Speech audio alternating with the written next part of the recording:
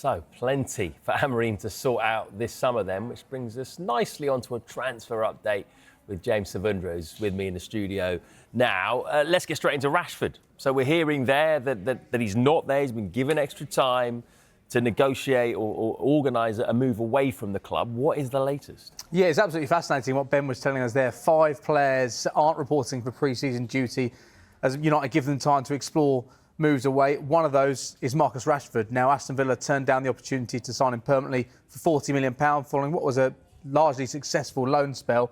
Barcelona do remain interested in signing Marcus Rashford. That's after they seemingly missed out on Luis Diaz and Nico Williams, who've just signed a 10-year contract at Athletic Club Bilbao. The reality is that Barcelona, as much as this feels like a great suit for Marcus Rashford, they're going to struggle to register new players without selling them first. In terms of major incomings, it's great to see Matheus Cunha at pre-season training for United today. That's their only major incoming so far. United are expected to go back in with an improved offer for Bryan Mbeumo. There's a feeling that United's latest proposal, which was rejected, which was worth an initial £55 million, reaching £62.5 million of add-ons, isn't far away from what Brentford are looking for. But I think as far as Brentford are concerned, it's the structure of the deal which is most significant for them. They want at least £65 million. They want to eclipse what Manchester United paid for Matheus Cunha. And you can understand that when you consider the season that Bryan Mbeumo has just had, 20 Premier League goals.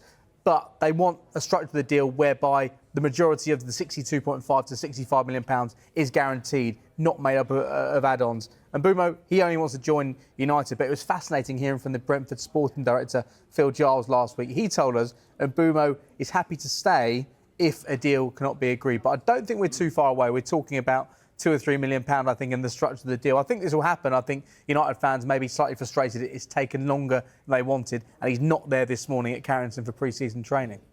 United were at one point quite heavily linked with Victor Yukarez, weren't they? But it now looks like he might be heading to Arsenal. So how is that move progressing? Advanced talks right now, no club-to-club agreement, but we understand that there's a willingness from all parties, in particular Arsenal and Yukarez, to get a deal done. And Arsenal really encouraged by the fact that it appears like Victor Yukarez wants to join, not expecting personal terms to be a problem. He's been given the opportunity to delay his return to pre-season, as we saw with those Manchester United players exploring a move away. He was due back today. He's been given until Friday. But, of course, if these talks accelerate and continue to progress, it's unlikely they'll ever see him back at the training ground again. Signing a striker clearly has been the big priority for Arsenal in this transfer window. They've been busy getting the second-choice goalkeeper. They've been busy refreshing that midfield. But it's a striker they're after. It looks like Victor Gyökeres is the main target right now, and talks are advancing. Yeah, I think a lot of Arsenal fans will be quite relieved with that news. But until it's over the line, then they won't be too relieved. Arsenal, it sounds like they also want to get another attacking player in. And there's 2 players in particular that they've been heavily linked with of late. Noni Madueke, that's a really interesting one. Chelsea are expecting an offer from him from Arsenal. We understand he's emerging as one of Arsenal's top targets in this transfer window. Arsenal have looked at a number of players in those wide positions, the likes of Real Madrid's Rodrigo. There hasn't been club-to-club contact between Arsenal and Chelsea yet, but Chelsea are expecting an offer. Really interesting to hear from Enzo Maresca at the weekend. He said any players in his squad who are unhappy are free to leave. The other player that Arsenal are heavily interested in is Eze at Crystal Palace. He's a top target for Arsenal in this transfer window. He's open to the move as well. He's got a release clause around £60 million, which could rise to £68 million if all conditions are met. As far as Crystal Palace are concerned, they're in a bit of limbo right now. They want to strengthen their squad. They want to keep their best players. That's despite there being uncertainty surrounding their place in the Europa League next season. So I think 2 players there of real interest to Arsenal as they look to refresh that attacking front line. Yeah. How about the white half of North London then? I mean, how close, how strong is this interest in Mohammed Kudus that Spurs have? It's very strong, and he's very, very interested in joining Tottenham. As far as we understand, he only wants to join Tottenham at this moment in time. Spurs remain in talks with West Ham around the signing of Mohammed Kudus. He's not interested in speaking to any other clubs. There is interest from Chelsea as well. We wait to see if they try to accelerate that, because they have been very busy already this summer. So Tottenham have had a bid rejected for £50 million, but talks are ongoing, which is encouraging. There is a big gap in where the 2 clubs are right now in terms of what West Ham want and what Spurs are willing to pay. But the player wants to join. He wants to play in Europe next season. West Ham are expecting an improved offer. Personal terms, we don't think they're going to be an issue.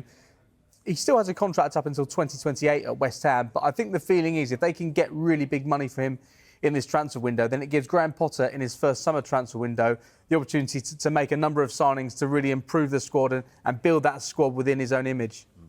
And finally, one more attacking player that's generating quite a bit of interest at the moment is Anthony Elanga of Nottingham Forest. What's the latest on his potential move away from Forest? Well, we reported last week on Sky Sports News that Newcastle have made an improved offer of £55 million to sign Elanga from Nottingham Forest. Talks do continue. Now, he's one of Eddie Howe's top targets this summer. He's believed to be intrigued by the project at Newcastle. Newcastle back in the Champions League next season. They're looking to strengthen their attacking options, and he had a brilliant season for Forest last season. At one point, it looked like he could be playing in the Champions League for Forest. Unfortunately, they fell away towards the back end of last season, but talks do continue.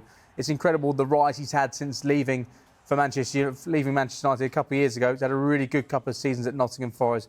We wait to see if he takes a step up now to Newcastle. Talks ongoing still.